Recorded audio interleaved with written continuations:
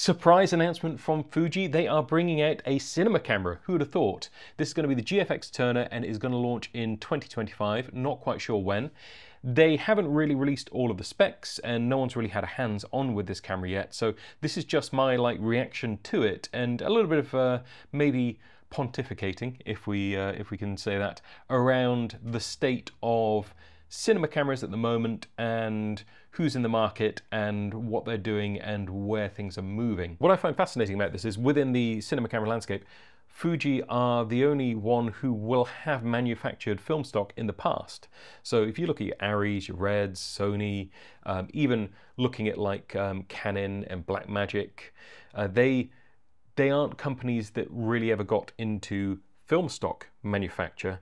And film stock, lest we forget, that was the sensor. That was what you would be capturing your image to, and the color science, the chemical process, all of those kind of things went into making the image look a certain way, and people would pick film stocks to get a certain look. And Fuji, with all their stills cameras, have managed to capture a little bit of that magic and certainly, on a consumer level at least, make people really want to experience what their images will look like with the Fuji color science and what they're bringing to it, and taking out some of the, we're going to have to fiddle around loads in post, and just giving people an image which they connect with.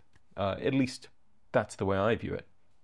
So looking at this, it was very interesting to see that they are launching, first off, basically a medium format, a very large format sensor size based on the GFX sensors, and I think that everything is suggesting here that it is very closely related to the stills cameras they currently have, like the GFX 100 Mark II, which begs the question, how is that going to translate to moving image? Things like rolling shutter, the processing pipeline, that is a very, very high resolution sensor. So what does the data look like coming off that? How are they dealing with that? Is that going to mean we're limited to 24 frames a second or 25 frames a second or 30 frames or 120? Maybe there are things they're doing in there which allow you to get the higher frame rates. Maybe we're cropping in, whatever it happens to be. What formats will it write? Is it going to be writing to Blackmagic RAW? Are we going to be using some kind of compressed codec? What is this going to give us that perhaps current cinema cameras aren't giving us? And then just looking at some of these images, I have to say I'm quite impressed with how functional this looks off the bat. And it, to me, feels kind of like a Sony/Canon type body a bit. It's a box camera style, kind of hints of Venice and FX6 in there, maybe a little bit of Canon C400 in there. Looks very, very functional. You've got a minimal number of buttons, but all well placed around that screen. Screen is on the side. For all of the haters who are talking about the Pixis and the screen being on the side, I have my opinions on this, and I will have a big review coming out on DIY photography about the Pixis. But I think that the screen being on the side makes sense. It's designed to be a cinema camera, and it is designed to exist in an environment where people will be operating this on different levels. You'll have people who are there responsible for setting up the camera and getting everything working on the operator side, and then you'll have maybe a cinematographer actually setting the shot but not looking at it through that screen, either through an eyepiece or on a bigger monitor. So it's interesting. A couple other things we can see on there. It looks like there's SDI, we've got Genlock, there's HDMI, it's got an Ethernet port. It seems pretty well featured. There's a headphone output, which is interesting on a cinema camera, and a little mic input. Hard to see exactly what those connectors are going to be because we've only got those two images, or at least those are the only ones that I've seen. Big record button on the front. We've got a locking mount just there, which I don't know if they've actually said what the mount will be for this, but one would imagine that it's going to be one of their Fuji mounts, but with a locking mechanism as well now. Perhaps then, coming out with adapters for PL. And it's got this handle on the side. Interesting to have a built-in handle on a cinema camera. People are either going to love or hate that. The price point is going to be fascinating with this. Where are Fuji going to pitch this within the market at the moment?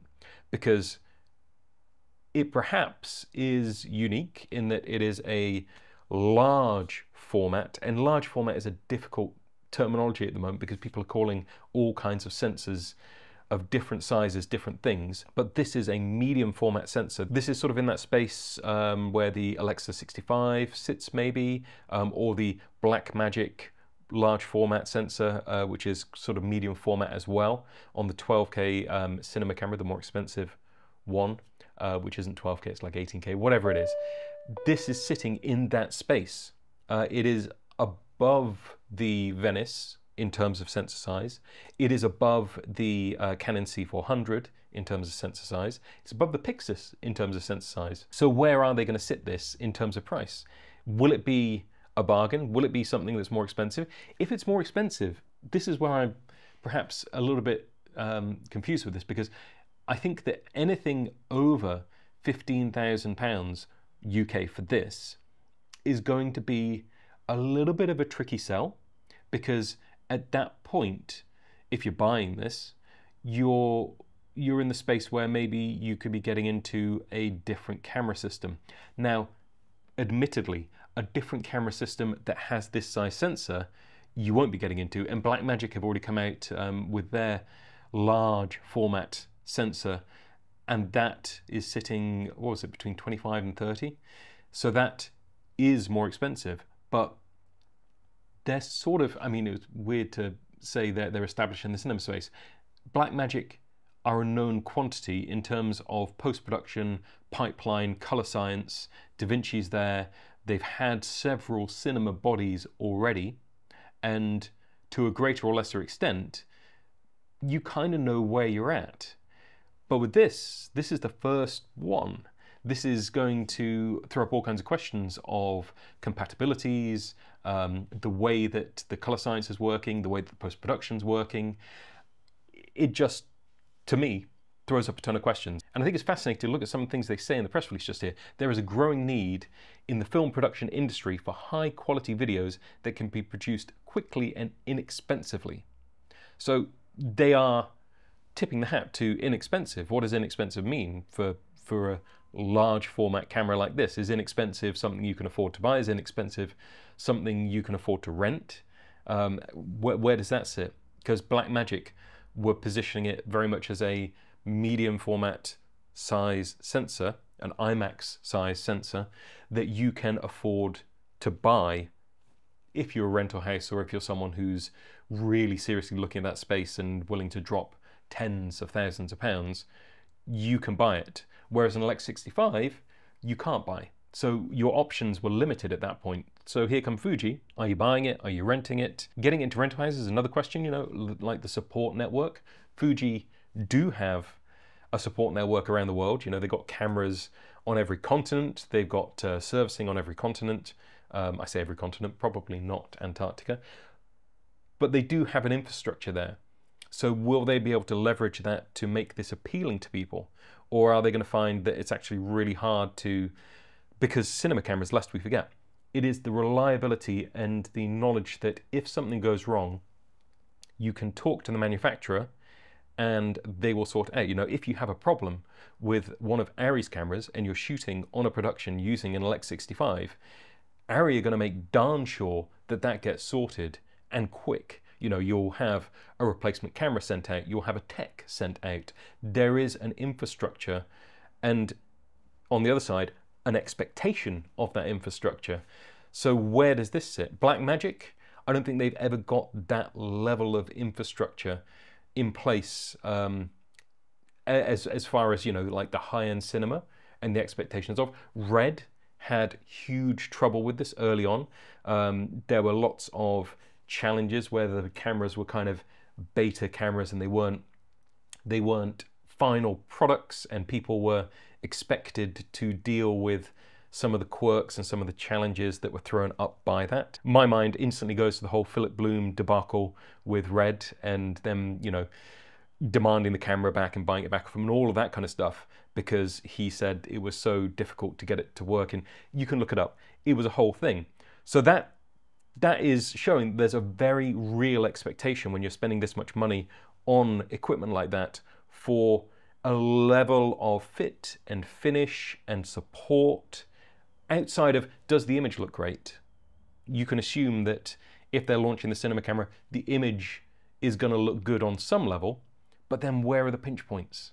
I find it, it's amazing that a company will throw money into this, because it's got to be expensive to develop, it's going to be expensive to roll out, it's going to be hard to get the traction. What do you think? Are Fuji crazy for doing this? Should they have come in at a lower level, just kind of rolling out a more film-focused version of some of their cameras with a slightly different form factor, tweaked a little bit more towards production, but allowing people to softly step? Because people do like these cameras, and people do use these cameras. So could they have sidestepped into it a little bit more gently that way? Is this a crazy jump? Comment down below. No solid information until they come out with something else. 2025 for the launch date. Will it be NAB? Will it be later in the year, IBC? We will see. Tell me what you think. I'm fascinated to hear.